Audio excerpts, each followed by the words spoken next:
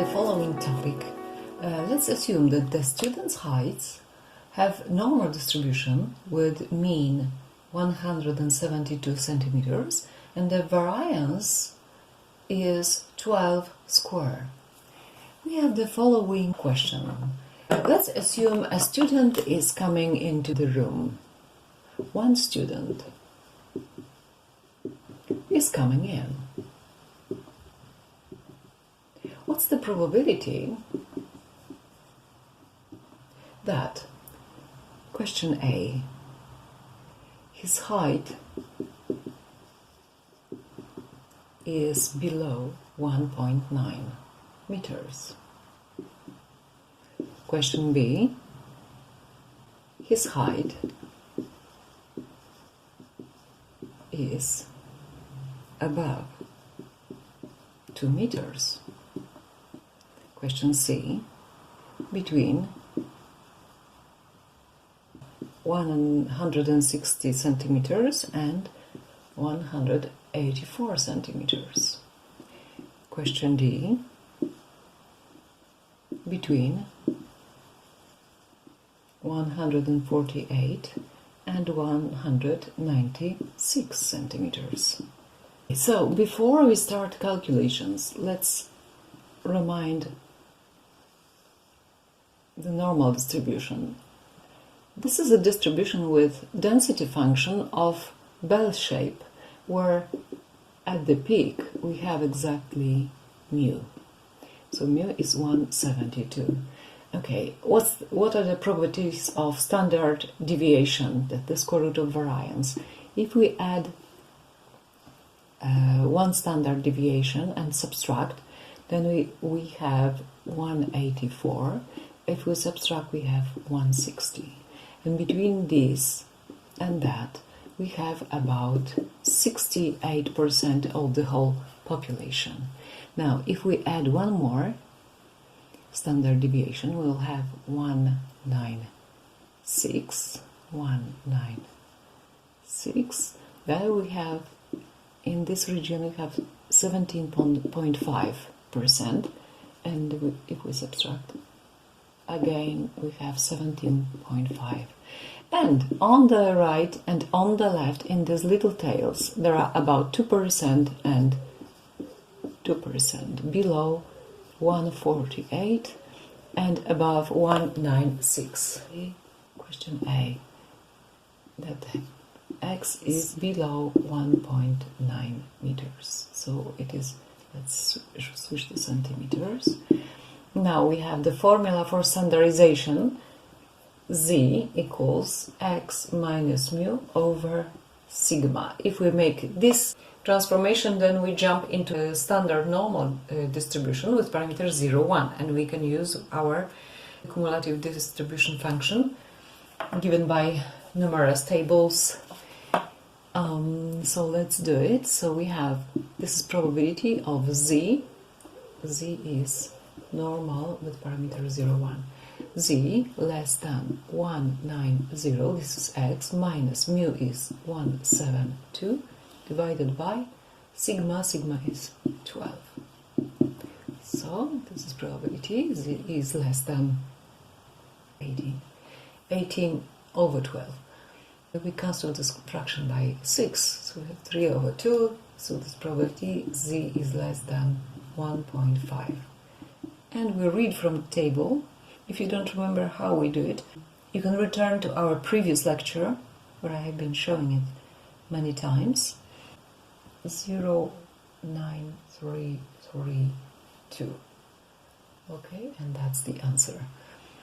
Okay, now B, question B, probability that his height is greater than 200. This is, of course, 1 minus probability that his height is less than 200. And again, we are using the standardization, so we have probability that z is less than 200 minus 172 divided by 12, so this is 1 minus probability.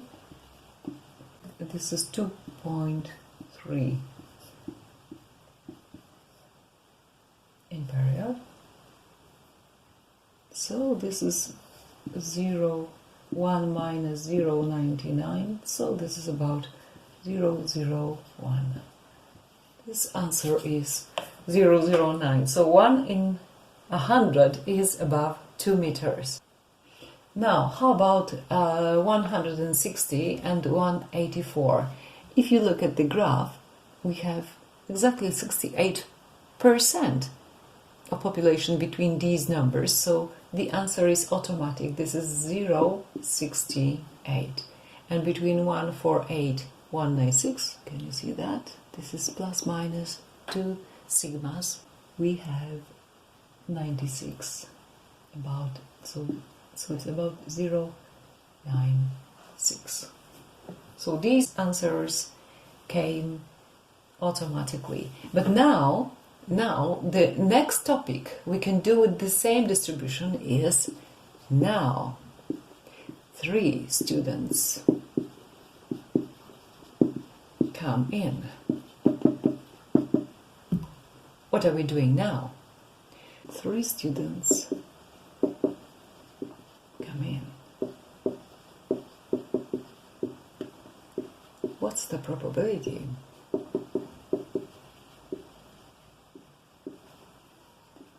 That question A, at least 1 is above 1.9 meters. Question B, all are above 1.9. Question C, mean of the heights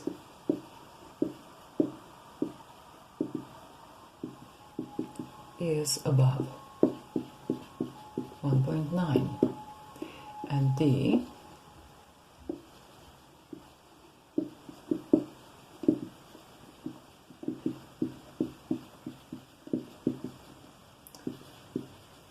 but we have 6 students.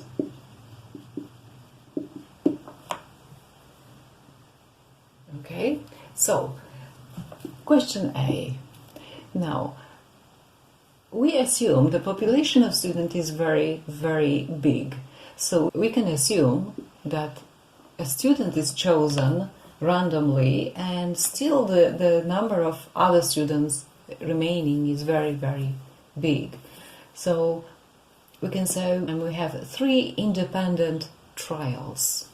Let Y denote number students above 1.9 meters. Let's recall the following. When we were considering just 1 student, then the probability that 1 student who was coming in was above 1.9, 1 minus 0.993, which is 0.06, and this is more or less this number. Okay, so now the 3 students have to be above. Let's denote by P the probability that 1 student is above this. So we have practically Y has binomial distribution with parameters n equals. So we try 3 times, and each time the probability of success of getting a student above 1.9 is 0, 0, 6, and 7. Okay, so speaking in this language, we have probability, question A is probability that Y is greater equal 1. And now we can write, this is probability that Y is less than 1, which means practically 0. I hope you remember probability x equal x is n choose x, p to power x, 1 minus p to power n minus x. That's the probability in binomial distribution. So we have 1 minus, we try 3 times, so we have 3 choose and 0 successes, 0, 0, 6, 7 to power 0, and times 0, 9, 3, 3 to power 3. And this is about 0, 1, 8, 7. Now, question B. This is exactly, speaking in this language of binomial distribution, all are above 1.9 meters. It means we have 3 successes, so we have y equal 3. So now we substitute to the formula 3, choose 3, 0, 0, 6, 7 to power 3 times 0, 9, 9, 9, 3, 3 to power 0, which is 1. This is 1, so this equals 0, 0, 6, 7 to power 3, which is equal to 0, 3 zeros and 3. So that's the answer in question B. Now what are we doing now? We are asking about mean of heights above 1.9. Mean of heights. The moment we have 3 students instead of 1, we can treat the whole situation as having a sample from a population. What is a sample? This is a subset of the population, a finite subset. Usually a sample contains several 20, 30 elements chosen randomly, fairly from the population. And each of these have the same, absolutely the same distribution. So in our case, it means for every student you have the same probability of being above 1.9. So now we have a sample of 3 elements, 3 students, out of the very, very big set. You might have taken another sample of 3 students, or another sample of 3 students, or another. There could be many, many samples. But what if we were taking those samples? What would be the mean or the height? It occurs that the mean of the heights would be still the same as in the population, but the variance would be a little bit different, and that is the central limit theorem. For this case, in a simplified version, is the following: if x is height of student and x has normal distribution with parameters mu and sigma squared, then if we take n element sample, then what happens? The mean of this sample